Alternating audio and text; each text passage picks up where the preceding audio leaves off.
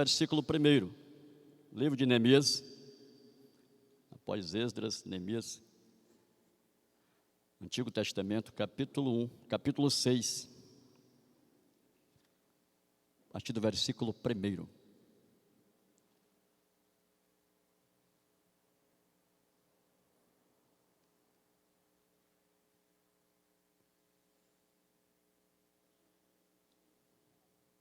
Amém?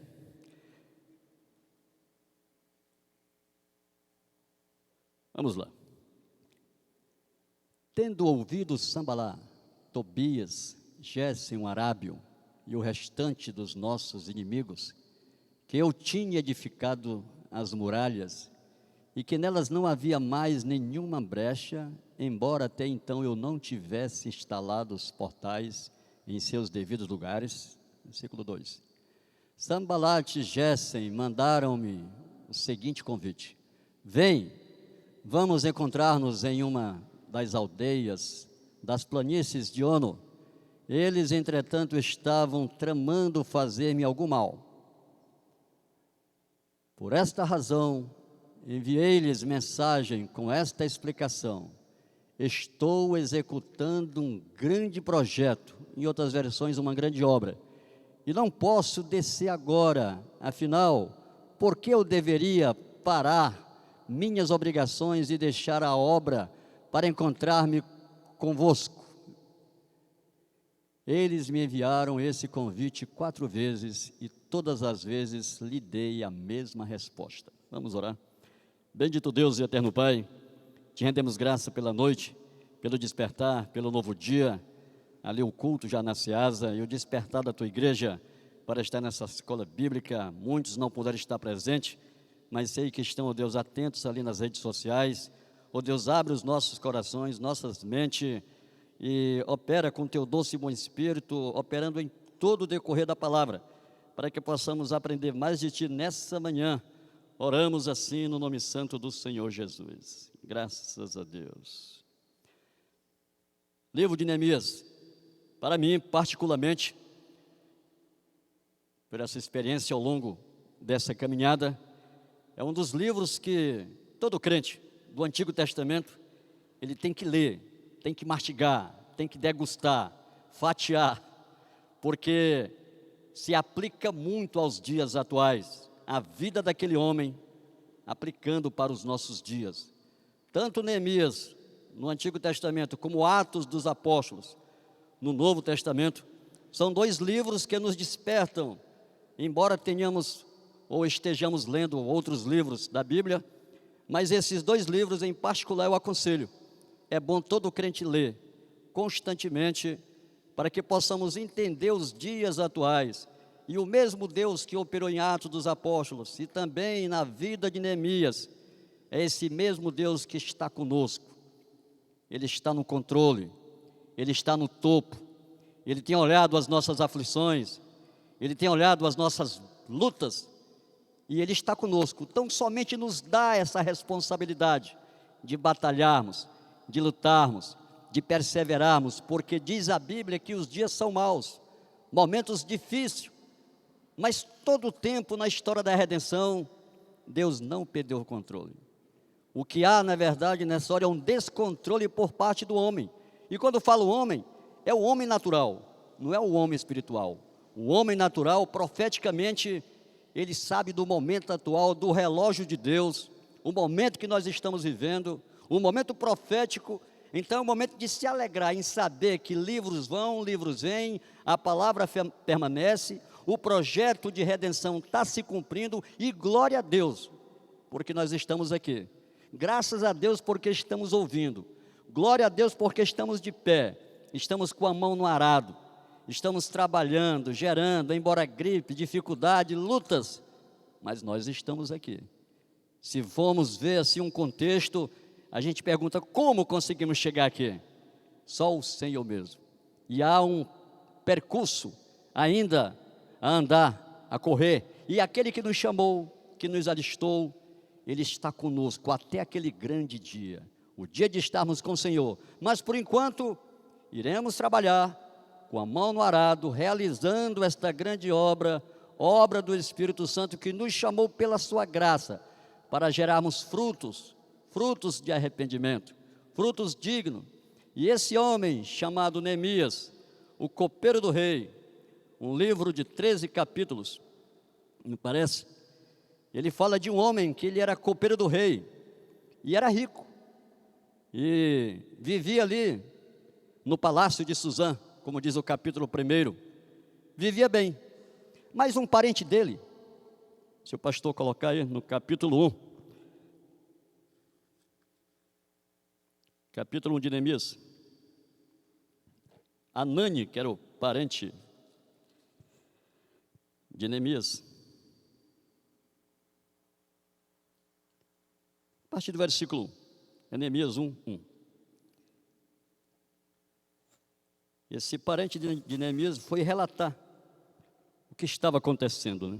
Disse assim: palavra de Neemias, ou palavras de Neemias, bem lá, filho de Alcalias, no mês de Quisleu, isto é, entre os novembro e dezembro, no 20º ano do reinado de Artaxerxes, quando me encontrava na capital do Império Persa, Xesuá, lá em Suzã, versículo 2. Anani, que é o parente lá de Neemias, um dos meus irmãos, veio de Judá com mais alguns homens. Indaguei-lhes pelos judeus que haviam voltado, os que sobreviveram ao cativeiro, e a respeito de Jerusalém. Eles me informaram: aqueles que sobreviveram ao cativeiro e estão vivendo lá na província passaram por grandes tribulação, privações e humilhação. Os muros de Jerusalém foram derrubados e as portas das cidades queimadas. Tendo ouvido este relato, assentei-me e chorei amargamente, lamentei por alguns dias e coloquei-me em jejum e oração diante do Deus dos céus. Quando Neemias viu o relato e ouviu do seu parente as condições que estavam os seus irmãos cativos, ali ou depois do cativeiro, com os muros caídos, as portas, e ele, como copeiro do rei, estava bem, mas quando ele soube como estavam os seus irmãos, ele lamentou, chorou, jejuou e se entristeceu. E uma lição é prática ou aplicada para os nossos dias. Se você não quer se importar com ninguém, se não quer orar por ninguém, não pergunte como o seu irmão está. Se eu faço uma visita ao Júnior, ao Araújo, e eu não pergunto nada, eu não tomei sobre mim essa responsabilidade. Se o Araújo quiser desabafar, falar, porque ele quis falar, eu não perguntei não. Mas se eu chego, irmão Araújo, irmão Júnior, como é que está a sua vida? Ô, irmão Solimar, lá em casa está uma luta. Como é que está, Júnior? É gripe, mas gripe. Olha a dificuldade, a minha mãe, meu pai. Então eu trouxe sobre mim essa responsabilidade, porque eu perguntei, e se eu perguntei, eu tenho essa missão que Neemias assentou no seu coração. Ele se entristeceu muito pela situação do seu povo, ele chorou, ele lamentou, ele jejuou, ele disse: como é que eu posso estar bem, se meus irmãos não estão bem? Como é que eu posso estar aqui comendo do melhor, se meus irmãos não estão comendo nada? Então, se eu tive a responsabilidade de saber como estão meus irmãos, como nós temos um grupo de oração, é minha responsabilidade de orar, ajudar. Porque o que mais acontece? Como é que está, Ismael? Eu estou assim, aí eu tomei aquela responsabilidade, e eu posso dizer, isso é pecado na vida dele, experiência dele sozinho, ele que quiser. Mas não, nós temos que aprender com Neemias o constrangimento de como está a igreja, de como estão meus irmãos, o momento atual, a gripe, a pandemia. Então é responsabilidade minha, de você, de nós orarmos juntos, de buscarmos uma solução, não ficar no nosso comodismo. Porque se eu for dar aqui tema para essa palavra, para esse estudo, para essa reflexão, tem vários temas. o despertar para uma grande obra, os opositores que se levantam quando você quer realizar uma grande obra.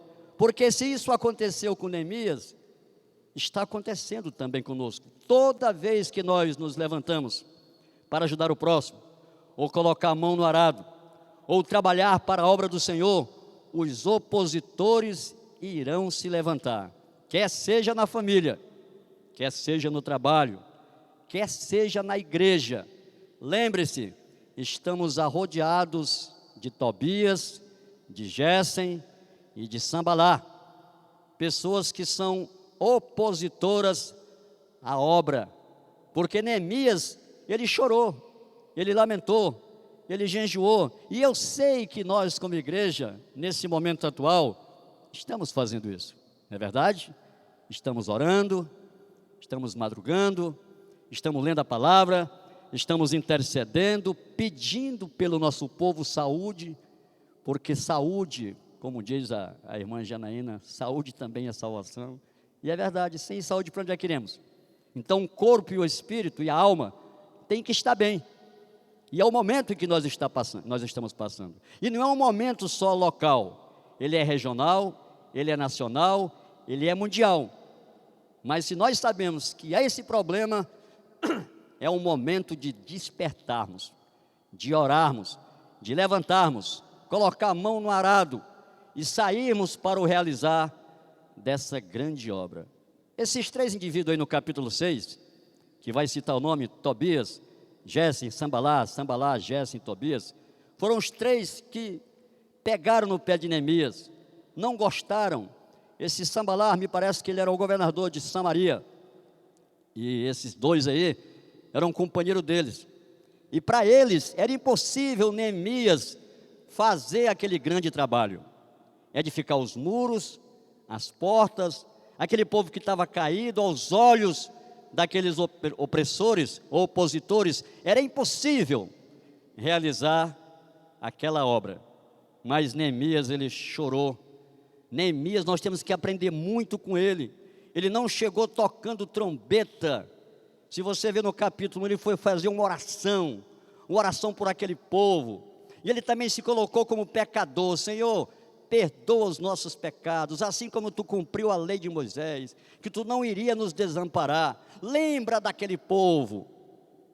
E é assim que nós temos que fazer, orando uns pelos outros, dizendo fraco, eu sou forte, visitando, orando.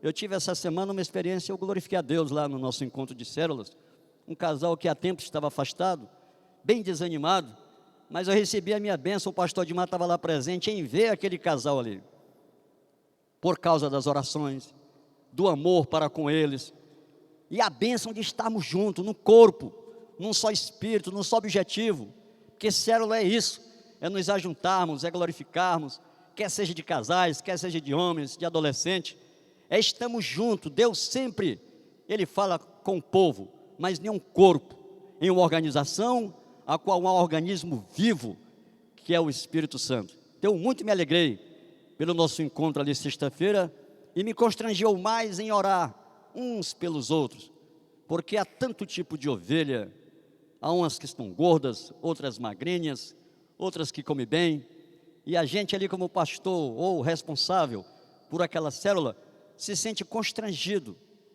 né? Orando uns pelos outros, aplicando aqui essa palavra de Neemias.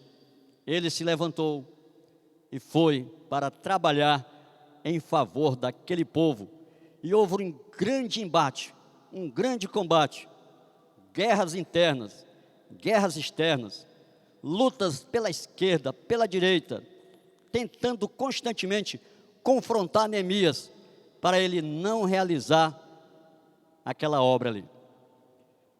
O que isso quer dizer para nós? Aplicando para os nossos dias, aqui para esse templo também, não aqui exaltando o nosso pastor, Deus sabe do seu trabalho, da sua labuta, mas para muitos aqui, realizar esse templo no momento em que ele está, para muitos opositores, nunca ia chegar aqui, nunca ia chegar nesse ponto aqui, mas glória a Deus por esse batalhão, glória a Deus por esse grupo de irmãos valentes, E ainda há muito o que fazer, ainda há muito o que trabalhar. Até o Senhor voltar, ainda há uma grande obra. E foi para isto que Ele nos chamou, foi para isso que Ele nos recrutou, para colocarmos a mão no arado, para gerarmos frutos dignos, para sabermos que quando nós colocamos a mão no arado e começamos a trabalhar, os opositores se levantam. Esses três, no capítulo 6, como disse: tendo ouvidos Tobias, Sambalate, Gésio, Arábio, e o resto dos nossos inimigos, que eu tinha edificado um muro, e que nele não havia brecha nenhuma, ainda que até este tempo não tinha posto as portas nos portais, Sambalate e Gésem mandaram dizer-me: vem, encontremo-nos na aldeia no vale de Ono, porém intentarmos fazer mal. Em outras versões, eles pediram para Neemias descer, parar, não continue, não vai dar certo. Os muros já estavam construídos. E no detalhado capítulo 1 até o capítulo 6, houve muitas batalhas, muitas dificuldades. Mas Neemias todo o tempo orando, jejuando com aquele povo, porque ele encontrou um povo desanimado, um povo triste, um povo de cabisbaixo. E hoje, muitas vezes, quando nós fazemos visitas e falamos com determinados casais e famílias, pessoas, colegas de trabalho, parece que há um grande desânimo, parece que Deus já não é mais o mesmo. É verdade, naquele tempo quando eu orava, quando eu jejuava, quando eu louvava, parece aquelas ovelhas que estão ovelhas, envelheceram mesmo, parece que o Deus não é mais o mesmo. Neemias, ele muito se constrangeu, e ele se levantou: eu tenho que ajudar o meu povo, e é obrigação nossa, quando eu tomo conhecimento de algum problema da igreja, ainda que eu não venha resolver, mas é obrigação minha orar pelo Júnior, orar por mim, orar pelo pastor, orar uns pelos outros, e colocarmos a mão no arado. Agora, sabendo que vêm os opositores, e eles vêm para nos desanimar, nos desencorajar, jogar mesmo um balde de água fria. Eu lembro que no início da minha caminhada, eu fui dizer para o meu pai: ô pai, aceitei um grande amor. Pai, eu aceitei Jesus. Ele disse assim: como é que tu pode trair a nossa religião? Jogou um banho de água gelada. Eu disse: mas meu pai, o meu amigo, aquele que...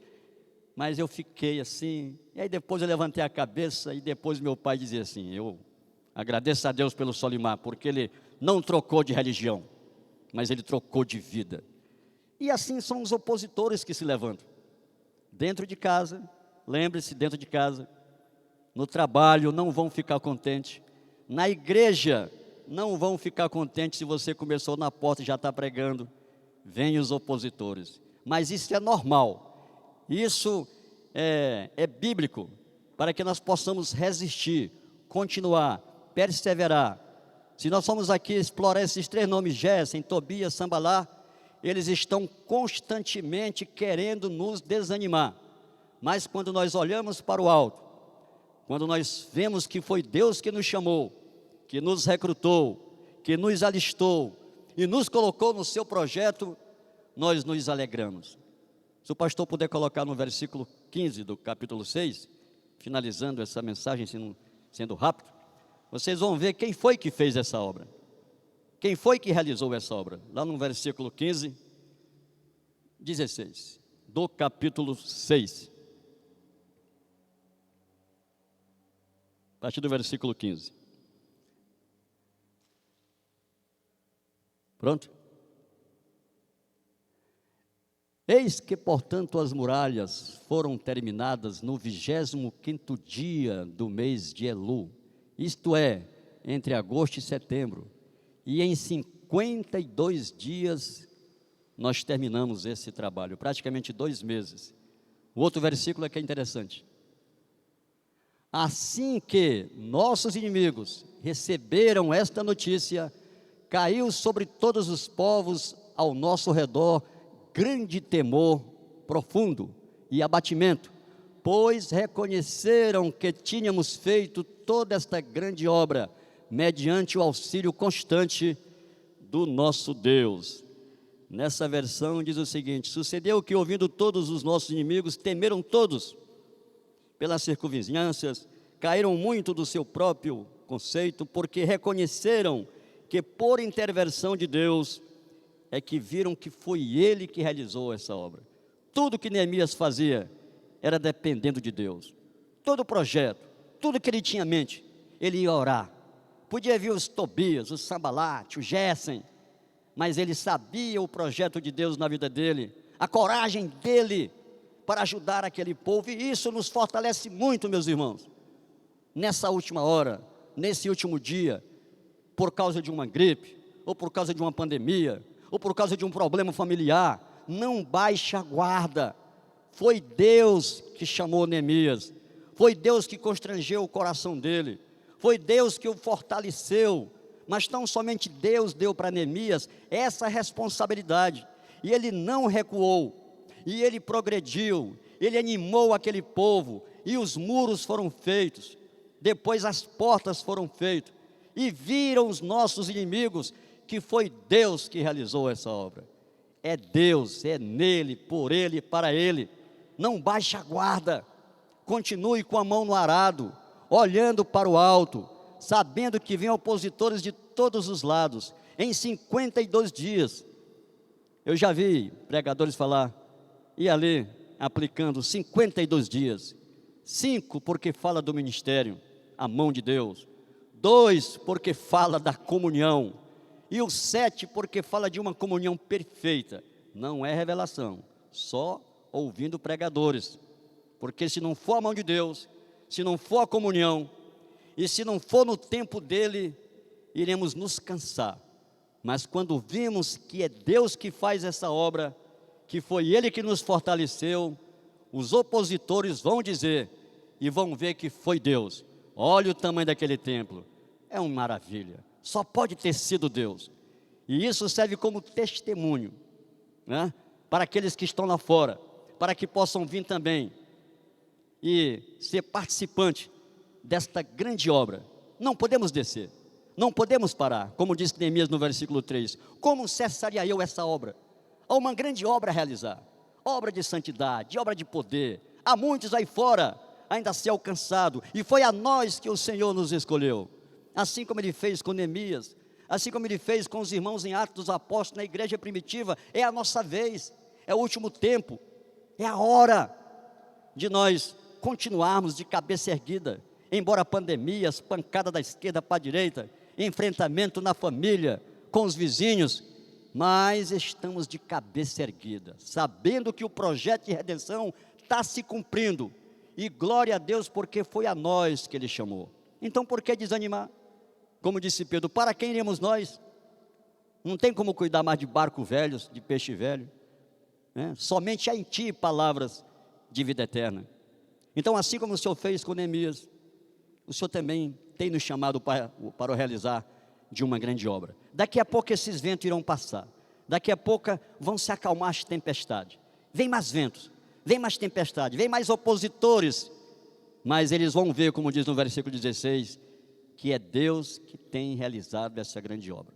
Que Deus nos anime, nos dê ânimo, coragem, força, para não baixar a guarda, mas para continuarmos e perseverarmos, unidos num corpo só, num só espírito, até aquele grande dia.